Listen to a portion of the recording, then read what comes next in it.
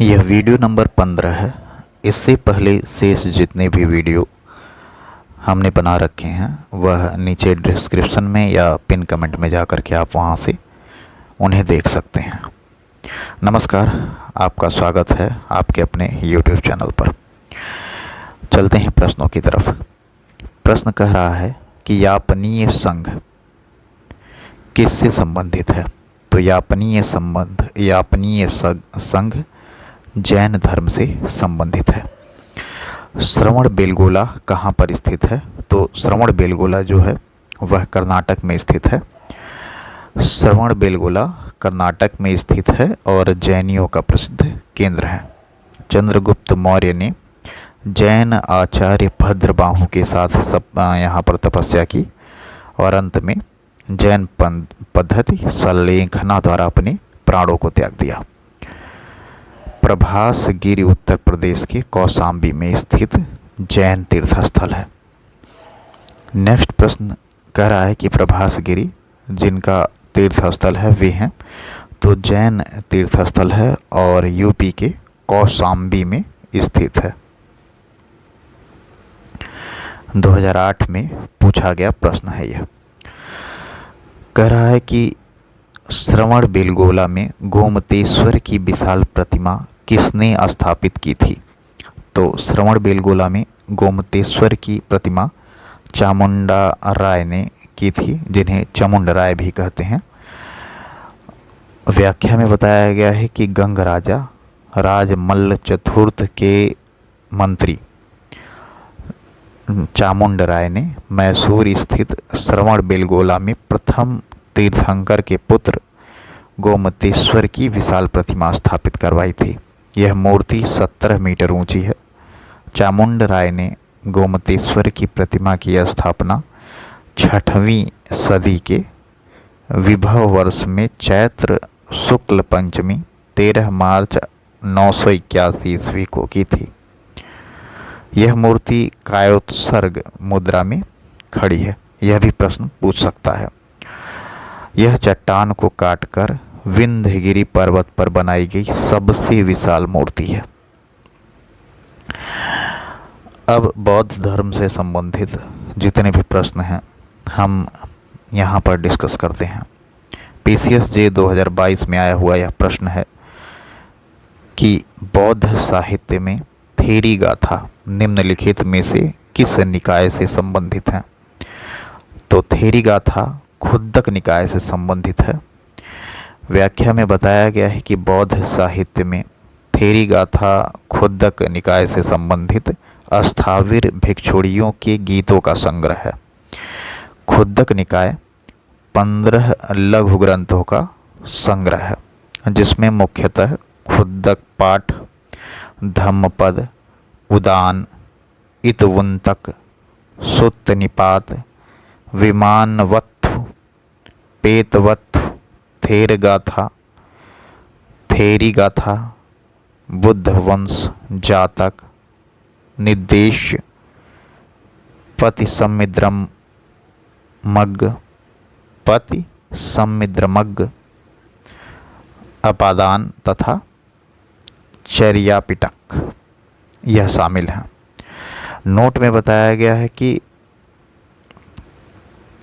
मज्जिम निकाय बौद्ध धर्म के सिद्धांतों के व्याख्यान, वार्तालाप तथा कथानक इसमें शामिल हैं।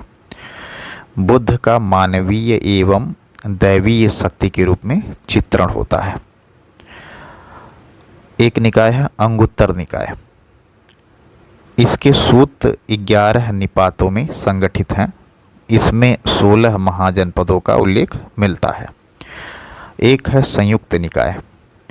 यह सूत्र के वर्गों का समुच्चय है।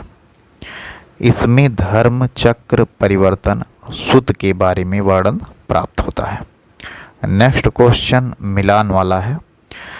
सूची 1 का सूची 2 से मिलान करना है। यहाँ पर चिन्ह दिए हुए हैं और दूसरे में उसका अर्थ हमको समझाना है। तो आप यहाँ पर देखेंगे जो जन्म से संबंधित है वह है कमल, ठीक है। बुद्ध के जन्म से संबंधित है कमल, और प्रथम वचन जो है उसे बोलते हैं धर्म चक्र परिवर्तन, ठीक है। और महाबोधि जो था वह है बोधि वृक्ष, उसका एग्जाम्पल। और त्याग को घोड़ा से चित्रित किया जाता है। तो इस प्रकार से यहाँ पर ऑप्शन में भी बताया गया है। Option number 4 2 1 3 option number D सही है। यहाँ पर व्याख्या में बताया गया है कि महात्मा बुद्ध के जीवन की 5 घटनाएं बौद्ध धर्म की प्रतीक चिन्ह मानी जाती हैं। जन्म को कमल व सांड से निरूपित किया जाता है, गृह त्याग को अश्व या घोड़ा से, महाबोधि को बोधि वृक्ष से, प्रथम उपदेश को धर्म चक्र परिवर्तन से, और परिनिर्वाण को पद चिन्ह और स्तूप से, ठीक है। तो नेक्स्ट क्वेश्चन पर चलते हैं। नेक्स्ट क्वेश्चन पूछ रहा है कि बोधि प्राप्त करने के पूर्व ज्ञान की खोज में सिद्धार्थ गौतम किन आचार्यों के पास गए थे, यानी जब उन्हें ज्ञान नहीं प्राप्त हुआ था तब वह अलार कलाम और निंगट नाथ पुत्र के पास गए थे, यानी ऑप्शन ए नहीं, निंगत नहीं, उद्रक रामपुत्र के पास गए थे, ठीक है। ऑप्शन डी सही है, ठीक है। अलार कलाम और उद्रक रामपुत्र के पास गए थे। यहाँ पर बताया गया है कि गृह त्याग के पश्चात भगवान बुद्ध ज्ञान की खोज में एक स्थान से दूसरे स्थान पर भ्रमण करते हुए सर्वप्रथम वैशाली के समीप अलार कलाम नामक सन्यासी के आश्रम पहुँचे। यहाँ उन्होंने तपस्या की किंतु उन्हें शांति नहीं मिली। यहाँ से वे उद्रक रामपुत्र नामक एक दूसरे धर्माचार्य के समीप पहुँचे जो राजगृह के समीप आश्रम में निवास करते थे। यहाँ भी उनका मन शांत रहा और खिन्न होकर उन्होंने उनका भी साथ छोड़ दिया और उर्बेला यानी बोध गया नामक स्थान पर अकेले ही तपस्या करने का निश्चय किया और वहाँ पर इन्हें ज्ञान की प्राप्ति हो जाती है। तो देख लीजिएगा यहाँ पर किन आचार्यों के पास गए थे, तो आलार कलाम और उद्रक राम पुत्र, ऑप्शन 1 और 2 सही है, ठीक है। नेक्स्ट प्रश्न कह रहा है कि बौद्ध धर्म के विस्तार के कारणों में सम्मिलित है। तो बौद्ध धर्म के विस्तार के कारण में सम्मिलित है धर्म की सादगी, बिल्कुल सही। दलितों के लिए विशेष अपील, सही है। धर्म की मिशनरी भावना, यह भी सही है। और स्थानीय भाषा का प्रयोग, यह भी सही है। और 5वां कह रहा है कि दार्शनिकों द्वारा वैदिक भावना की सुदृढ़ता, नहीं है, वैदिक भावना की सुदृढ़ता ऐसी कोई बात नहीं कही गई थी। दलितों के लिए विशेष अपील थी क्योंकि यहाँ पर हिंदू यानी सनातन धर्म की तरह जाति व्यवस्था नहीं थी और सबके लिए सद्भाव था। तो इस प्रकार से ऑप्शन नंबर सी सही है। यहाँ बताया गया है कि नास्तिक संप्रदाय के आचार्यों में महात्मा बुद्ध का नाम सर्वप्रमुख है। अच्छा, नास्तिक संप्रदाय से क्यों कहा जा रहा है? क्योंकि यह वेदों में आस्था नहीं रखता है, इसलिए इसे नास्तिक संप्रदाय कहा जा रहा है। उन्होंने जिस धर्म का प्रवर्तन किया वह कालांतर में अंतर्राष्ट्रीय धर्म बना। बौद्ध धर्म के विस्तार के कारण निम्न थे। पहला, धर्म की सादगी, दलितों के लिए विशेष अपील, धर्म की मिशनरी भावना और स्थानीय भाषा का प्रयोग। प्रश्न पूछ रहा है कि भगवान बुद्ध ने निम्नलिखित 4 आर्य सत्यों का प्रतिपादन किया। अब नीचे दिए गए कूट का प्रयोग करके उन्हें बताना है, ठीक है, और वह भी क्रम में बताना है, सही क्रम में बताना है। तो सही क्रम है, दुख है, दुख का कारण है, और दुख का निरोध है, और दुख निरोध का मार्ग है, ठीक है। ऑप्शन नंबर ए सही है। यहाँ देख लेते हैं व्याख्या। गौतम बुद्ध के उपदेशों में सबसे महत्वपूर्ण 4 आर्य सत्य जिसमें पूरे बौद्ध धर्म का सार निहित है। पहला है दुख, संसार में सर्वत्र दुख ही दुख है। दूसरा, दुख समुदाय, यानी दुख उत्पन्न होने के अनेक कारण हैं, जिनके मूल में तृष्णा है। और तीसरा है दुख निरोध, यानी दुख का निवारण संभव है, इसके लिए तृष्णा का उन्मूलन आवश्यक है। और चौथा कह रहा है कि दुख निरोध गामिनी प्रतिपदा, यानी दुख के मूल अविद्या के विनाश के उपाय अष्टांगिक मार्ग है। अष्टांगिक मार्ग क्या है? अष्टांगिक मार्ग में सम्यक दृष्टि, सम्यक संकल्प, सम्यक वाणी, सम्यक कर्म, सम्यक आजीव, सम्यक व्यायाम, सम्यक स्मृति और सम्यक समाधि शामिल है। तो यह अष्टांगिक मार्ग है, 8 मार्ग हैं। अगला प्रश्न कह रहा है कि गौतम बुद्ध के बारे में निम्न में से क्या सत्य है? वे कर्म में विश्वास करते थे, वह आत्मा का शरीर में परिवर्तन मानते थे। नंबर 3, निर्वाण प्राप्ति में विश्वास करते थे। और नंबर 4, ईश्वर की सत्ता में विश्वास करते थे। तो यहाँ पर ईश्वर की सत्ता में विश्वास करते थे, यह ऑप्शन गलत है। ठीक है, और सत्य पूछ रहा है, तो 1, 2 और 3 यह तीनों ऑप्शन सही है। तो ऑप्शन नंबर ए यहाँ पर सही है। सेम बात व्याख्या में बताई गई है। चलते हैं प्रश्न की तरफ। प्रश्न कह रहा है कि बौद्ध धर्म के विषय में कौन से कथन सही हैं? यहाँ पर फिर से सही ही पूछा है। तो पहला, उन्होंने वर्ण या जाति को अस्वीकार नहीं किया। दूसरा कह रहा है कि उन्होंने ब्राह्मण वर्ग की सर्वोच्च सामाजिक कोटि को चुनौती दी। और तीसरा, उन्होंने कुछ शिल्पों को निम्न माना। तो यहाँ पर तीनों सही है। ठीक है, यानी कुछ शिल्प, कुछ कार्य हैं जिन्हें उन्होंने निम्न माना। व्याख्या में बताया गया है कि गौतम बुद्ध ने मध्यम मार्ग का उपदेश दिया था। वे मोक्ष के लिए कठोर साधना एवं काया क्लेश में विश्वास नहीं करते थे। बौद्ध धर्म आत्मा के अस्तित्व में विश्वास नहीं करता है, यानी बौद्ध धर्म यह नहीं मानता है कि आत्मा है, पुनर्जन्म होगा, ऐसा बौद्ध धर्म नहीं मानता है। बौद्ध धर्म के अनुसार निर्वाण इसी जीवन में प्राप्त हो सकता है। ठीक है, और गौतम बुद्ध ने जाति पाति जैसी सामाजिक कुरीतियों का प्रबल विरोध किया और ब्राह्मणों की सर्वोच्चता को मानने से इनकार किया। ठीक है, तो ऑप्शन नंबर 2 यहाँ देखिए कि उन्होंने ब्राह्मण वर्ग की सर्वोच्च सामाजिक कोटि को चुनौती दी थी। ठीक है, नेक्स्ट प्रश्न कह रहा है कि बौद्ध दर्शन के अनुसार विचार कीजिए, पुनर्जन्म नहीं होता है और आत्मा की सत्ता नहीं है। तो बौद्ध दर्शन के अनुसार पुनर्जन्म नहीं होता है, ऐसा नहीं है। पुनर्जन्म के बारे में इन्होंने बोल रखा है।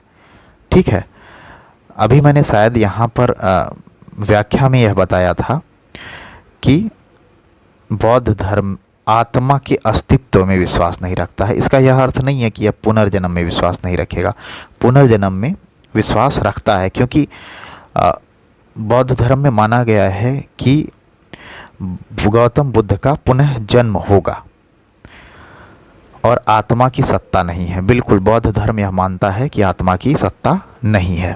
ठीक है, तो बौद्ध धर्म के अनुसार पुनर्जन्म नहीं होता है, यह गलत है, पुनर्जन्म होता है।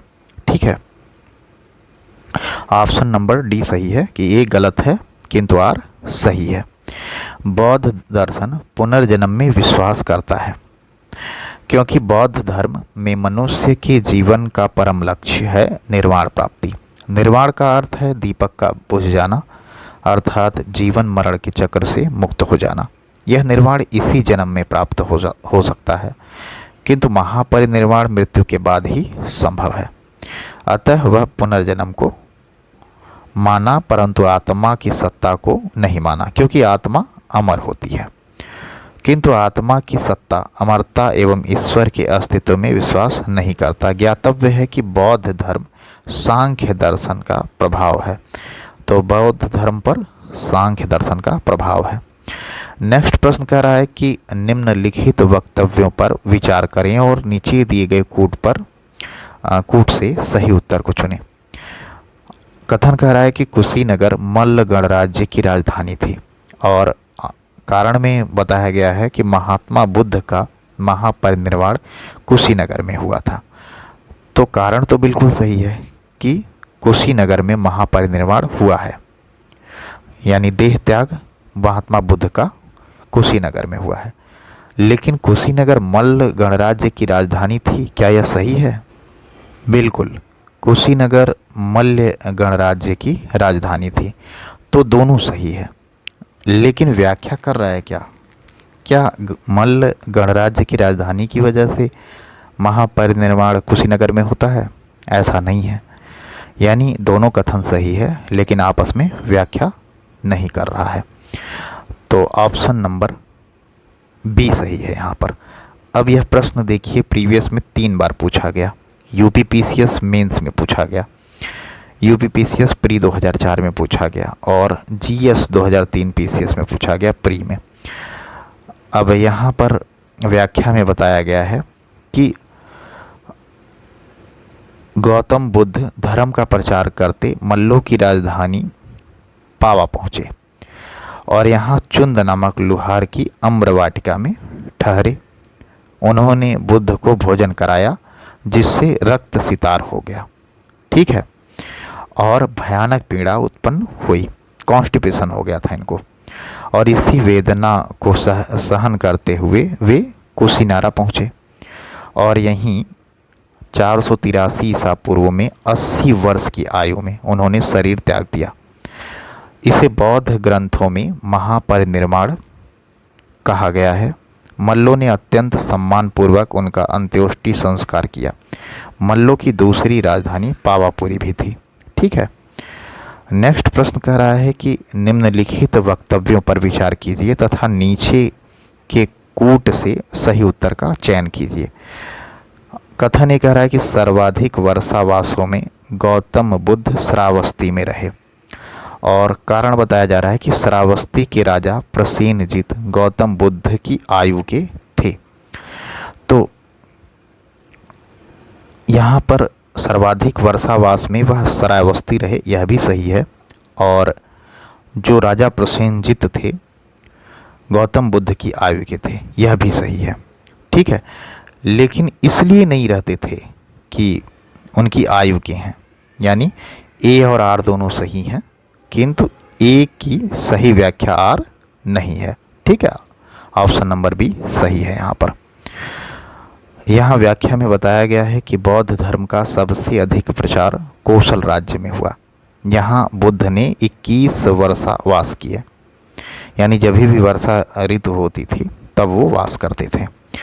यहाँ अनाथ पिंडक नामक एक अत्यंत धनी व्यापारी उनकी शिष्यता ग्रहण की तथा संघ के लिए जेतवन विहार को 18 करोड़ स्वर्ण मुद्राओं में राजकुमार जेत से खरीदकर प्रदान किया। कौशल नरेश प्रसेनजित एवं अवंती नरेश प्रद्योत गौतम बुद्ध के समकालीन थे। प्रसेनजित ने अपने परिवार के साथ बुद्ध की शिष्यता ग्रहण की थी तथा संघ के लिए पुब्बाराम नामक विहार बनवाया था। कौशल राज्य में बुद्ध के सर्वाधिक अनुयायी बन गए थे, अतः दोनों कथन सही है, किंतु कथन ए की व्याख्या आर नहीं है, जिसे हमने अभी देखा। प्रश्न कह रहा है कि बुद्ध का जन्म कहाँ हुआ? तो बुद्ध का जन्म लुम्बिनी में हुआ है, जो कि अब नेपाल में स्थित है, ठीक है। अगर आप सिद्धार्थ नगर से होते हुए जाएंगे तो बहुत ही पास में है लुम्बिनी। ईसा पूर्व 6ठी शताब्दी के नास्तिक संप्रदाय के आचार्यों में महात्मा गौतम बुद्ध का नाम सर्वप्रमुख है। इनका जन्म लगभग 563 ईसा पूर्व में कपिलवस्तु के समीप लुम्बिनी वन, आधुनिक रुम्मिनदेई में हुआ था। इसका समर्थन अशोक के अभिलेख से होता है। उनके पिता शुद्धोधन कपिलवस्तु के शाक्यगढ़ के प्रधान थे और उनकी माता का नाम महामाया था, जो कोलीय गणराज्य की कन्या थी, और इनका लालन पालन करने वाली माता, जिनको विमाता कहते हैं, वह प्रजापति गौतमी थी, ठीक है। चलते हैं नेक्स्ट प्रश्न पे। नेक्स्ट प्रश्न कह रहा है कि गौतम बुद्ध की माँ किस वंश से संबंधित थी? तो गौतम बुद्ध की जो माँ थी वह कोलीय वंश से संबंधित थी। अभी हमने ऊपर व्याख्या में इसे देखा है। कह रहा है कि लुम्बिनी गौतम बुद्ध का जन्म स्थान था। इसका समर्थन किसके एक अभिलेख से होता है? तो अशोक के अभिलेख से इसका समर्थन होता है। बुद्ध की मृत्यु जहाँ हुई थी वह स्थान अब कहाँ है? तो वह स्थान अब उत्तर प्रदेश में है। यूपीपीसीएस मेंस में 2015 में और प्री में 2011 में पूछा गया प्रश्न है। तो गौतम बुद्ध की मृत्यु उत्तर प्रदेश के देवरिया जिले से 28 किलोमीटर की दूरी पर स्थित कुशीनगर में हुई थी। इस स्थान को कुशीनारा और कुशावती के नाम से जानते हैं। अब यहाँ पर बताया गया है कि 80 वर्ष की अवस्था में गौतम बुद्ध ने प्राण त्याग दिया था, यानी महापरिनिर्वाण हुआ था। ठीक है। अब बताया गया है कि अशोक ने इस पवित्र स्थान की यात्रा की थी और यहीं पर एक स्तूप का निर्माण भी करवाया था। यह आज भी बौद्ध तीर्थयात्रियों के लिए प्रसिद्ध केंद्र के रूप में विख्यात है। बिहार के बोध गया में बुद्ध ने अपनी ज्ञान की प्राप्ति की थी, जबकि मध्य प्रदेश के रायसेन जिले के सांची तथा सतना जिले के भरहूत में उनकी मृत्यु से कुछ अवशेष पर 2 स्तूपों का निर्माण करवाया गया था। ठीक है। तो उनकी मृत्यु से जो प्राप्त कुछ अवशेष थे उन पर 2 स्तूप का निर्माण करवाया गया है इन 2 जगहों पर। प्रश्न पूछ रहा है कि महात्मा बुद्ध का महापरिनिर्वाण किसके गणतंत्र में हुआ? तो वह मल्लों का गणतंत्र था जहां महात्मा बुद्ध का महापरिनिर्वाण हुआ। प्रश्न कह रहा है कि बुद्ध का महापरिनिर्वाण की तिथि लगभग थी, तो कौन सी तिथि थी? तो 483 ईसा पूर्व। ठीक है, 483 ईसा पूर्व। नेक्स्ट प्रश्न कह रहा है कि सारनाथ में अपना प्रथम प्रवचन किसने दिया था? तो सारनाथ में महात्मा बुद्ध ने अपना प्रथम प्रवचन दिया था। लगातार पूछा गया ये प्रश्न है, प्रीवियस एग्जाम में कई बार पूछा गया है। व्याख्या देखते हैं। तो बौद्ध धर्म के संस्थापक महात्मा बुद्ध का जन्म लुम्बिनी में हुआ था। पालन पोषण मौसी प्रजापति गौतमी ने किया था। इनके बचपन का नाम सिद्धार्थ था। 29 वर्ष की अवस्था में गृह त्याग यानी महाभिनिष्क्रमण किए। ये वैशाख पूर्णिमा के दिन इन्हें ज्ञान प्राप्त हुआ। बुद्ध ने पहला उपदेश ऋषि पत्तनम, जो आधुनिक सारनाथ है, वहाँ पर दिया। इसे धर्म चक्र परिवर्तन भी कहा जाता है। भारतीय कला में बुद्ध के प्रथम उपदेश को मृग सहित चक्र के द्वारा चित्रण किया गया है। बुद्ध के उपदेश मुख्यतः आचरण की शुद्धता और पवित्रता से संबंधित हैं। ठीक है, चलते हैं नेक्स्ट प्रश्न पर। नेक्स्ट प्रश्न कह रहा है कि बुद्ध के जीवन की किस घटना को महाभिनिष्क्रमण के रूप में जाना जाता है? तो उनका गृह त्याग करना, यानी जब वह घर छोड़ करके चले गए तो उस घटना को महाभिनिष्क्रमण कहा जाता है। बुद्ध के उपदेश किससे संबंधित हैं? तो बुद्ध के जो उपदेश हैं वह आचरण की शुद्धता और पवित्रता से संबंधित हैं। प्रश्न कह रहा है कि भारतीय कला में बुद्ध के जीवन की किस घटना का चित्रण मृग सहित चक्र द्वारा हुआ है? तो प्रथम उपदेश को मृग सहित चक्र द्वारा बताया गया है, चित्रित किया गया है। प्रश्न कह रहा है कि बुद्ध ने अपना अंतिम उपदेश निम्नलिखित में से किस शिष्य को दिया? तो अंतिम उपदेश सुभद्र को दिया था। और प्रीवियस में ऑप्शनल हिस्ट्री 2010 में पूछा गया, प्री 2013 में, 2011 में यह प्रश्न पूछा गया, ROARO के 2016 में पूछा गया, PCSJ के 2015 में सेम प्रश्न पूछा गया। देख रहे हैं कितनी बार रिपीट हो रहा है प्रीवियस ईयर का प्रश्न। तो अंतिम उपदेश सुभद्र को दिया। यहाँ व्याख्या देख लेते हैं कि 80 वर्ष की जर्जरित अवस्था में हिरण्यवती नदी पार करके बुद्ध कुशीनारा पहुँचे, जहाँ अस्वस्थता की स्थिति में उन्होंने आनंद से कहा कि आओ मेरे लिए उत्तर की ओर सिर करके मंच तैयार करो, मैं क्लांत हूँ, लूटूंगा। भिक्षु उपवाण ने पंखा झलाना शुरू किया। उसी समय बुद्ध ने आनंद से कहा कि वे कुशीनारा के मल्लों को हमारे अंतिम समय की सूचना दें। सूचना मिलते ही वहां मल्ल लोग इकट्ठा होने लगे। उसी समय कुशीनारा के श्रमण सुभद्र ने बुद्ध द्वारा अभिषिक्त होकर अंतिम उपदेश प्राप्त किया और महात्मा बुद्ध ने सर्वाधिक उपदेश 21 श्रावस्ती में दिए हैं, यानी सर्वाधिक उपदेश श्रावस्ती में दिए हैं और उपदेशों की संख्या है 21। प्रश्न कह रहा है कि बोध गया में महात्मा बुद्ध ने 2 बंजारों को उपदेश देकर अपना उपासक बना लिया था। निम्नलिखित में से वे 2 बंजारे कौन थे? तो वो जो 2 बंजारे थे दोनों, एक का नाम था मल्लिक और एक का तपस्सु। ऑप्शन नंबर ए सही है, मल्लिक और तपस्सु। अब यही बात यहाँ पर बताया गया है। नेक्स्ट प्रश्न कह रहा है कि बौद्ध संघ में भिक्षुणी के रूप में स्त्रियों के प्रवेश की अनुमति बुद्ध द्वारा दी गई। ठीक है, तो वैशाली में स्त्रियों के प्रवेश की अनुमति, बौद्ध संघ में प्रवेश की अनुमति दे दी गई बुद्ध द्वारा। यह प्रीवियस में कई बार पूछा गया प्रश्न है, इसकी व्याख्या देख लेते हैं। गौतम बुद्ध ने अपने प्रिय शिष्य आनंद के कहने पर वैशाली में स्त्रियों को बौद्ध संघ में भिक्षुणी के रूप में प्रवेश की अनुमति प्रदान की थी। बौद्ध संघ में सर्वप्रथम शामिल होने वाली स्त्री महाप्रजापति गौतमी थी। अच्छा, प्रजापति गौतमी इनकी विमाता भी थी, जिन्होंने भगवान बुद्ध का लालन पालन भी किया था। नेक्स्ट प्रश्न कह रहा है कि निम्नलिखित में से कौन बुद्ध के जीवन काल में ही संघ प्रमुख होना चाहता था? ठीक है, तो देवदत्त बुद्ध के जीवन काल में ही संघ का प्रमुख बनना चाह रहा था।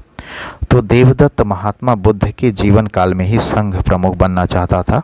जनश्रुतियों एवं अन्य साक्ष्यों के अनुसार देवदत्त महात्मा बुद्ध का चचेरा भाई था। वह पहले से ही बुद्ध से ईर्ष्या रखता था। उपाली तथा आनंद तो बुद्ध के प्रिय शिष्य थे। महाकश्यप ने प्रथम बौद्ध संगीति की अध्यक्षता की थी। आनंद के आग्रह पर ही बुद्ध ने संघ में स्त्रियों के प्रवेश की अनुमति दी थी। नेक्स्ट प्रश्न कह रहा है कि निम्नलिखित में से कौन सा बौद्ध पवित्र स्थल निरंजना नदी के तट पर स्थित है? तो वह बोध गया है, जो निरंजना नदी के तट पर स्थित है। व्याख्या में बताया गया है कि उर्वेला में सिद्धार्थ को कौंडिन्य, वप्पा, भादिया, महानामा एवं असागी नामक 5 साधक मिले। बिना अन्न जल ग्रहण किए हुए 6 वर्ष की कठिन तपस्या के बाद 35 वर्ष की आयु में वैशाख की पूर्णिमा की रात को बोध गया में निरंजना नदी के तट पर पीपल वृक्ष के नीचे सिद्धार्थ को ज्ञान प्राप्त हुआ। ज्ञान प्राप्ति के बाद सिद्धार्थ बुद्ध के नाम से जाने गए। वह स्थान बोध गया कहलाया। बुद्ध ने अपना प्रथम उपदेश सारनाथ, जिसे ऋषिपत्तनम तब कहा जाता था, वहाँ पर दिया, जिसे बौद्ध ग्रंथों में धर्म चक्र परिवर्तन कहा गया। बौद्ध धर्म का पवित्र स्थल बोध गया निरंजना नदी के किनारे अवस्थित है। प्रश्न कह रहा है कि निम्नलिखित में से किसे एशिया के ज्योतिपुंज के तौर पर जाना जाता है? तो गौतम बुद्ध को एशिया के ज्योतिपुंज के रूप में या लाइट ऑफ एशिया के रूप में जाना जाता है। बौद्ध धर्म के संस्थापक थे गौतम बुद्ध। इन्होंने एक महान धर्म की स्थापना की, जिसे बौद्ध धर्म कहा जाता है, जिसका प्रचार प्रसार भारतवर्ष में ही नहीं अपितु दक्षिण पूर्व एशिया के देशों में हुआ। इनके धर्म की प्रसार की महत्ता को देखते हुए इन्हें पाश्चात्य विद्वानों ने लाइट ऑफ एशिया कहा। बुद्ध अपने जीवन काल में उज्जैनी कभी नहीं जा सके, ठीक है, और बुद्ध कौशाम्बी में उदयन के काल में गए थे। तो कौशाम्बी में किसके काल में गए थे? उदयन के काल में। बुद्ध के समान आयु का शासक कौशल नरेश प्रसेनजित था। अभी ऊपर प्रश्न में भी हमने देखा है कि समान आयु का शासक कौन था, तो कौशल नरेश प्रसेनजित। ठीक है, प्रश्न पूछ रहा है कि निम्नलिखित में से किस स्थान पर बुद्ध ने यात्रा नहीं की? तो वह स्थान है उज्जैनी। उज्जैनी में कभी भी भगवान बुद्ध नहीं गए हैं। 2007 हिस्ट्री में पूछा गया प्रश्न है। नेक्स्ट प्रश्न कह रहा है कि निम्नलिखित समकालीन राजाओं में गौतम बुद्ध की समान आयु का था। कौन था जो गौतम बुद्ध की समान आयु का था? तो कौशल नरेश प्रसेनजीत, कौशल के राजा प्रसेनजीत। ठीक है, यह कौशल के शासक थे। नेक्स्ट प्रश्न कह रहा है कि बुद्ध कौशाम्बी किसके राज्यकाल में आए थे? तो उदयन के राज्यकाल में बुद्ध कौशाम्बी आए थे। प्रश्न पूछ रहा है कि गौतम बुद्ध के समय का प्रसिद्ध वैद्य जीवक किसके दरबार से संबंधित था? तो जीवक बिंबिसार के दरबार से संबंधित था। और जीवक क्या था? वैद्य था, यानी डॉक्टर था। व्याख्या में बताया गया है कि गौतम बुद्ध के समय का प्रसिद्ध वैद्य जीवक बिंबिसार के दरबार में था। जीवक सलावती नामक गणिका का पुत्र था। ज्ञातव्य है कि मगध का प्रथम राजवंश हर्यक कुल के शासन से आरंभ होता है। इस वंश का प्रथम ज्ञात शासक बिंबिसार था। अवंतिराज चंड प्रद्योत से उसका युद्ध हुआ, लेकिन बाद में मैत्री संबंध हो जाने से उसने अपने राज्य वैद्य जीवक को चंड प्रद्योत के राज्य में चिकित्सा सहायता के लिए भेजा था। प्रश्न कह रहा है कि संसार अस्थिर और क्षणिक है, निम्न में से किससे संबंध है? तो बौद्ध से संबंध है। व्याख्या में देख लेते हैं। सर्वप्रथम महात्मा बुद्ध ने संसार को अस्थिर और क्षणिक कहा, जिसे क्षण भंगवाद के नाम से जाना जाता है। प्रतीत्य समुत्पाद ही बुद्ध के उपदेशों का सार एवं उनकी संपूर्ण शिक्षाओं का आधार स्तंभ है। प्रतीत्य समुत्पाद का अर्थ है कि संसार की सभी वस्तुएं कार्य और कारण पर निर्भर करती हैं। प्रतीत्य किसी वस्तु के होने पर, समुत्पाद किसी अन्य वस्तु की उत्पत्ति। प्रतीत समुत्पाद का यही दर्शन है। बौद्ध धर्म के 4 आर्य सत्यों में द्वितीय आर्य सत्य प्रतीत समुत्पाद सिद्धांत की व्याख्या करता है। चतुर्थ आर्य सत्य के अंतर्गत अंटांगिक यानी अष्टांगिक मार्ग की, यहाँ अष्टांगिक होगा, अष्टांगिक मार्ग की व्यवस्था की गई है, जिसे बौद्ध दर्शन में कल्याण मित्र कहा गया है।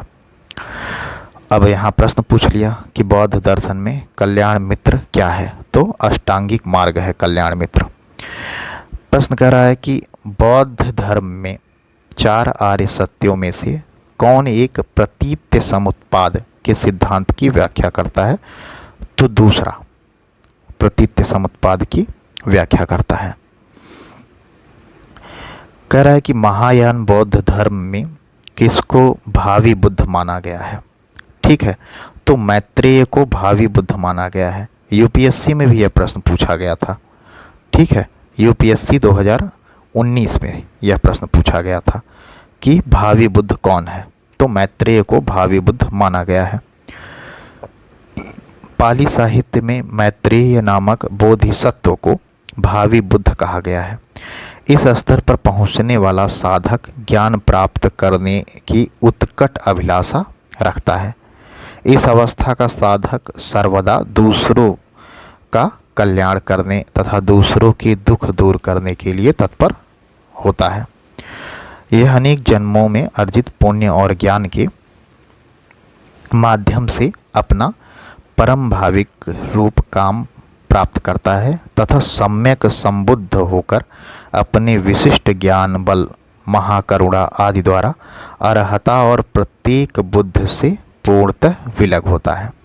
अतः मैत्रेय नामक बोधिसत्व की अवस्था साधक की उच्चतम एवं अन्यतम अवस्था है, जहाँ पहुंचकर वह परहित की भावना के ओतप्रोत होता है। महायान संप्रदाय के साधक ही इस अवस्था तक पहुंचने में सफलता प्राप्त करते हैं। यानी हीनयान के जो साधक हैं वह नहीं पहुंच सकते यहाँ तक। इन्हें अंत में बुद्धत्व की प्राप्ति होती है। प्रश्न कह रहा है कि निम्नलिखित में से कौन माध्यमिक दर्शन का प्रतिपादक था? तो माध्यमिक दर्शन का प्रतिपादक कौन था? नागार्जुन। कई बार पूछा गया प्रश्न है। माध्यमिक यानी शून्यवाद दर्शन के प्रवर्तक नागार्जुन थे, जिनकी प्रसिद्ध रचना माध्यमिक कारिका है। इसे सापेक्षवाद भी कहा जाता है, जिसके अनुसार प्रत्येक वस्तु किसी न किसी कारण से उत्पन्न हुई और उस पर निर्भर है। कनिष्क के समकालीन अश्वघोष एक प्रतिभा संपन्न कवि, नाटककार, संगीतकार, विद्वान एवं तर्कशास्त्री थे। उन्होंने बुद्ध के जीवन चरित्र का वर्णन करने वाले प्रथम ग्रंथ बुद्ध चरित की एक महाकाव्य के रूप में रचना की। उन्होंने बुद्ध का यश गान करते एवं बीड़ा बजाते हुए देश के विभिन्न नगरों एवं ग्रामों की यात्रा की और बौद्ध धर्म का प्रचार किया। प्रश्न कह रहा है कि निम्न विद्वानों में से किसने तिब्बत में बौद्ध धर्म के वज्रयान संप्रदाय की स्थापना की? तो तिब्बत में वज्रयान संप्रदाय की स्थापना पदम संभव नाथ जी ने की थी। ठीक है। तिब्बत में बौद्ध धर्म का प्रवेश 4वीं सदी में हुआ था। 8वीं सदी में तिब्बत नरेश शांत रक्षित नामक भारतीय आचार्य को तिब्बत आने का निमंत्रण दिया था। आचार्य पदम संभव के सहयोग से शांत रक्षित ने तिब्बत में बौद्ध धर्म का प्रचार किया। शांत रक्षित सर्वास्तिवादी संप्रदाय के आचार्य थे। उन्होंने अपने सहयोग के लिए 12 अन्य पंडितों को भारत से बुलाया और इनके प्रयत्न से तिब्बती लोग बौद्ध भिक्षु बनने लगे। पदम संभव तांत्रिक अनुष्ठानों में विश्वास करते थे। उनके प्रयत्नों से तिब्बत में वज्रयान का प्रवेश हुआ। वज्रयान बौद्ध धर्म में बोधिसत्व की पत्नी को तारा के नाम से जाना जाता है। ठीक है। प्रश्न कह रहा है कि बौद्ध धर्म में त्रिरत्न क्या इंगित करता है? तो बौद्ध धर्म में त्रिरत्न प्रेम बौद्ध धर्म में त्रिरत्न जो है बुद्ध, धम्म और संघ को इंगित करता है। ऑप्शन नंबर सी सही है। तो बौद्ध धर्म में त्रिरत्न क्या है? बुद्ध, धम्म और संघ। आरओ 2017 में पूछा गया यह प्रश्न है, तो महत्वपूर्ण है। यहाँ बताया गया है कि त्रिरत्न है बुद्ध, धम्म और संघ। ठीक है। अब यहाँ पर इसके विषय में दिया गया है कि बुद्ध का अर्थ है जागृत एवं अनंत ज्ञानी मनुष्य। धम्म का बुद्ध की शिक्षाओं को धम्म कहा जाता है और संघ मतलब बौद्ध धर्म में बौद्ध भिक्षुओं और उपासकों के संगठन को संघ कहते हैं। ठीक है। नेक्स्ट प्रश्न देखते हैं। नेक्स्ट प्रश्न में पूछ रहा है कि प्रथम बौद्ध समिति का आयोजन कहाँ हुआ? ठीक है। तो प्रथम बौद्ध समिति का आयोजन किसके शासनकाल में हुआ? बेसिकली यह पूछ रहा है। तो अजात शत्रु के शासनकाल में हुआ था। अच्छा, यह तो ठीक है, लेकिन प्रीवियस में कितनी बार पूछा गया है? आरओ प्री 2014 में पूछा गया प्रश्न, फिर आरओ के मेंस 2014 में सेम प्रश्न पूछा गया, यूपीए एलडीए के एग्ज़ाम 2010 में सेम प्रश्न पूछा गया, यूपीपीसीएस के मेंस में, लोअर में, प्री में, ऑप्शनल हिस्ट्री जब था वो 4-5 बार। कितना महत्वपूर्ण प्रश्न है, देख रहे हैं। सेम प्रश्न रिपीट हो जाएगा तो समझ लीजिए आपके लिए परोस करके मिल जाएगा प्रश्न कि आइए और हमें सॉल्व कर लीजिए। तो यहाँ देख लेते हैं प्रथम बौद्ध संगीति के विषय में दिया है। प्रथम बौद्ध संगीति यह राजगृह में हुआ था। राजगृह में और स्थान था सप्तपाणी गुफा। अगर आपके पास पेन और कॉपी है तो आप इसे लिख लीजिए। बाकी जब हम शॉर्ट ट्रिक की वीडियो बनाएंगे तो उसमें हम इसे ट्रिक के थ्रू आपको याद करवा देंगे। तो इसका समय है 483 ईसा पूर्व और इसके अध्यक्ष थे महाकश्यप। शासनकाल अजातशत्रु का था। अजातशत्रु हर्यक वंश के शासक थे और इसका उद्देश्य था बुद्ध के उपदेशों को दो पिटकों विनय पिटक और सुत्त पिटक में संकलित किया गया। अब दूसरा बौद्ध संस्कृति जो दूसरी बौद्ध सभा होती है वह वैशाली में होती है 383 ईसा पूर्व में, और इसके अध्यक्ष थे सब्बकामी, जिन्हें सर्वकामिनी भी कहा जाता है। और यह काला अशोक के शासनकाल में हुआ, और काला अशोक शिशुनाग वंश से संबंधित है। और दूसरी बौद्ध संगीति का उद्देश्य था अनुशासन को लेकर मतभेद के समाधान के लिए बौद्ध धर्म स्थाविर और महासांघिक दो भागों में बट गया। और तीसरी बौद्ध सभा या तीसरी बौद्ध संगीति पाटलिपुत्र में हुआ, और 251 ईसा पूर्व में होता है तीसरी बौद्ध संगीति। और तीसरी बौद्ध संगीति के अध्यक्ष थे मोग्गलपुत्र तिष्य। और तीसरी बौद्ध संगीति अशोक के शासनकाल में हुआ, और अशोक मौर्य वंश से संबंधित हैं। और तीसरी बौद्ध संगीति का उद्देश्य था संघ भेद के विरुद्ध कठोर नियमों का प्रतिपादन करके बौद्ध धर्म को अस्थायित्व प्रदान करने का प्रयत्न किया गया। धर्म ग्रंथों का अंतिम रूप से संपादन किया गया, और तीसरा पिटक अभिधम्म पिटक जोड़ा गया। और चतुर्थ बौद्ध संगीति यानी चौथी बौद्ध सभा कश्मीर के कुंडलवन में होता है, और लगभग ईसा की प्रथम शताब्दी में चौथी बौद्ध संगीति होती है। और इसके अध्यक्ष वासमित्र एवं अश्वघोष थे, ठीक है, जिसमें वासुमित्र को अध्यक्ष और अश्वघोष को उपाध्यक्ष माना जाता है। कनिष्क जो कि कुषाण वंश के शासक थे, उनके शासनकाल में चतुर्थ बौद्ध संगीति होती है। चतुर्थ बौद्ध संगीति का उद्देश्य था कि बौद्ध धर्म दो संप्रदाय हीनयान और महायान में विभाजन हो गया। तो बहुत ही महत्वपूर्ण यह है प्रश्न कि हीनयान और महायान में विभाजन बौद्ध धर्म का किस संगीति में होता है, तो चौथी संगीति में होता है, और यह लगभग ईसा की प्रथम शताब्दी का समय था। प्रश्न कह रहा है कि महावंश के अनुसार तृतीय बौद्ध संगीति के पश्चात हिमालय क्षेत्र में कौन गया था, तो मज्झिम नाम का व्यक्ति। यहाँ व्याख्या में बताया गया है, ऑप्शन ए सही है, मज्झिम गया था। सिंघली अनुश्रुतियों दीपवंश तथा महावंश के अनुसार अशोक के राजकाल में पाटलिपुत्र में बौद्ध धर्म की तृतीय संगीति हुई। इसकी अध्यक्षता मोग्गलपुत्र तिष्य ने की, और इस संगीति के पश्चात भिन्न भिन्न देशों में बौद्ध धर्म के प्रचारार्थ भिक्षु भेजे गए, जिनके नाम महावंश में इस प्रकार प्राप्त होते हैं। तो कुछ धर्म प्रचारक हैं, उनके नाम हैं। तो नाम है मझंतिक, यह कश्मीर और गंधार गए धर्म के प्रचार के लिए। महारक्षित जो थे यवन देश में गए, और महारक्षित ही यवन देश में जाते हैं, और मध्यम हिमालय देश में जाते हैं। धर्म रक्षित अपरांतक जाते हैं, और महाधर्म रक्षित महाराष्ट्र जाते हैं। महादेव महिष मंडल यानी मैसूर या मंधाता धर्म के प्रचार के लिए गए, और रक्षित बनवासी उत्तरी कन्नड़ गए थे। और सोन तथा उत्तर स्वर्ण भूमि, ये दो लोग थे, सोन और उत्तर, यह स्वर्ण भूमि में जाते हैं। और महेंद्र और संघमित्रा श्रीलंका जो आज का है तब लंका कहलाता था, बौद्ध धर्म के प्रचार के लिए वहाँ जाते हैं। तो ऑप्शन इस प्रश्न का ऑप्शन नंबर ए सही है कि तृतीय जो थर्ड बौद्ध संगीति हुई थी उसके पश्चात हिमालय क्षेत्र में मध्यम प्रचार के लिए गए थे। नेक्स्ट प्रश्न कह रहा है कि निम्नलिखित में से किस स्रोत में अशोक के राज्यकाल में तृतीय बौद्ध संगीति होने का उल्लेख मिलता है।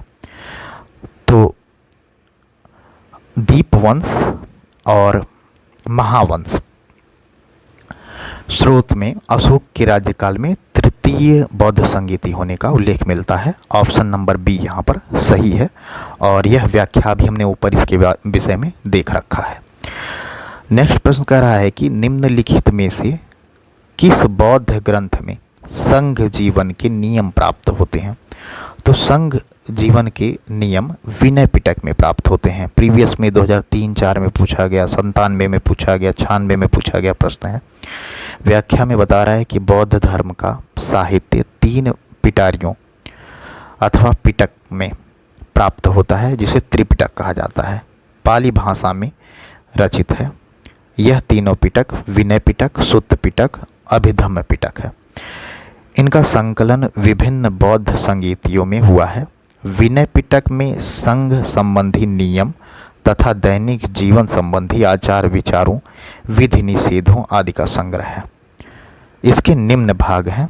जो विनय पिटक हैं उनके भाग हैं पतिमोक्ष यानी प्रतिमोक्ष, सुत्त विभंग, खुद्दक, परिवार। अभिधम्म पिटक में दार्शनिक सिद्धांतों का संग्रह है और सुत्त पिटक में बौद्ध धर्म के सिद्धांत तथा उपदेश का संग्रह है। प्रश्न कह रहा है कि मिलिंद पन्हो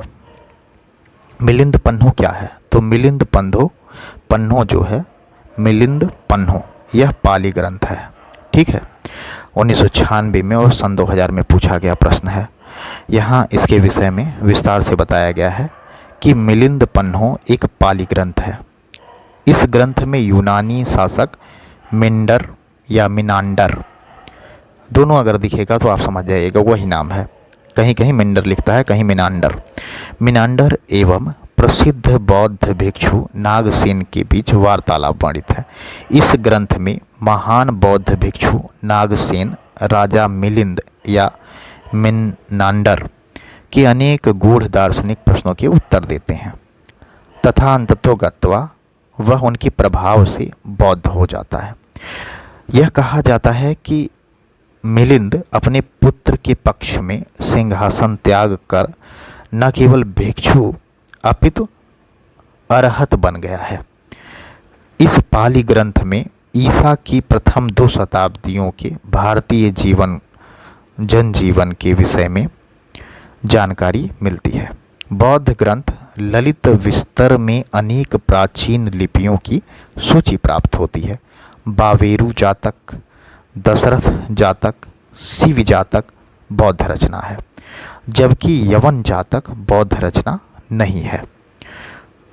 तो यहाँ पर प्रश्न कहा है कि निम्नलिखित में से कौन सी बौद्ध रचना नहीं है? अभी हमने यहाँ देखा कि यवन जातक बौद्ध रचना नहीं है, ऑप्शन नंबर डी सही है। बाकी तीनों क्या है? बौद्ध रचना है।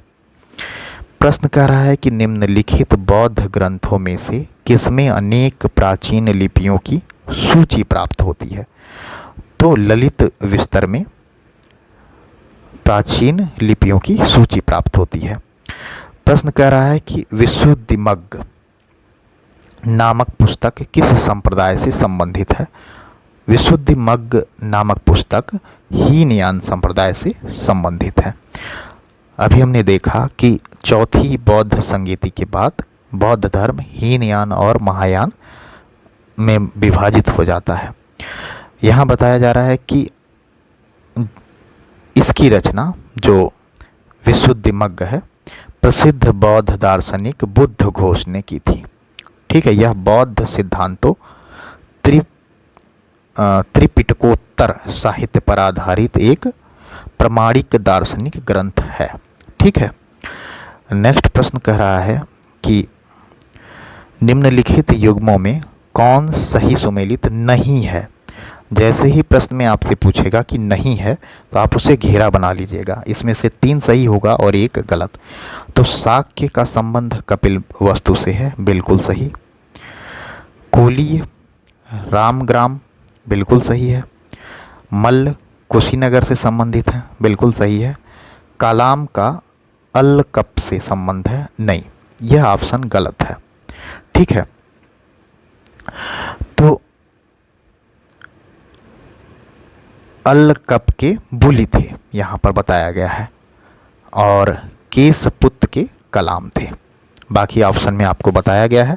कुछ नया जो पूछा गया है वो बता देते हैं कि कुशीनगर के या कुशीनारा के मल्ल, पावा के मल्ल और पिंपली वन या पिपली वन भी कहते हैं इनको, यहाँ के मौर्य थे। वैशाली के लिच्छवी थे और मिथिला के विदेह थे।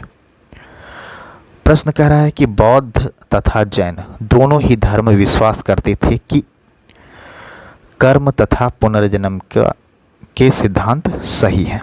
ठीक है, यानी सनातन धर्म भी मानता है और बौद्ध धर्म भी मानता है, जैन धर्म भी मानता है कि कर्म और पुनर्जन्म का सिद्धांत सही है। यहाँ वही चीज़ व्याख्या के रूप में दिया गया है और कुछ कहानियों का वर्णन है जिसे हमारे एग्जाम के लिए कोई इम्पोर्टेंट नहीं है, तो हम यहाँ नहीं देखेंगे। प्रश्न में देखते हैं कि उत्तर प्रदेश में बौद्ध एवं जैनियों दोनों की प्रसिद्ध तीर्थस्थली है। तो कौशाम्बी एक ऐसा जगह है जो बौद्ध और जैन दोनों की प्रसिद्ध तीर्थस्थली है। प्रश्न कर रहा है कि बुद्ध की खड़ी प्रतिमा निम्न में से किस काल में बनाई गई? तो बुद्ध की खड़ी प्रतिमा कुषाण काल में बनाई गई। कुषाण युग में ही मथुरा से बुद्ध एवं बोधिसत्व की खड़ी व बैठी मुद्रा में बनी हुई मूर्तियां मिलती हैं। अफगानिस्तान का बमियान भी कुछ समय पूर्व तक सर्वाधिक ऊंची बुद्ध प्रतिमा के लिए प्रसिद्ध था। देश में संभवतः मूर्ति पूजा की नींव बौद्ध धर्म ने रखी थी। ठीक है, तो अफगानिस्तान का बमियान प्रसिद्ध था बोला जा रहा है, क्योंकि अभी यहाँ जो मूर्ति थी शायद तोड़ दी गई है, तो वह बमियान जो था वह बुद्ध की प्रतिमा के लिए प्रसिद्ध था। तो आज के लिए इतना ही। नेक्स्ट वीडियो में हम बाकी के बचे हुए प्रश्नों को डिस्कस करेंगे। आशा करते हैं यह वीडियो आपके परीक्षा के लिए उपयोगी सिद्ध होगी। अगर आप यहाँ तक देख लिए हैं तो प्लीज़ चैनल को सब्सक्राइब कर दीजिएगा, जिससे हमारा भी मनोबल बढ़ेगा। चलिए, तब तक के लिए नमस्कार। आपका दिन शुभ हो।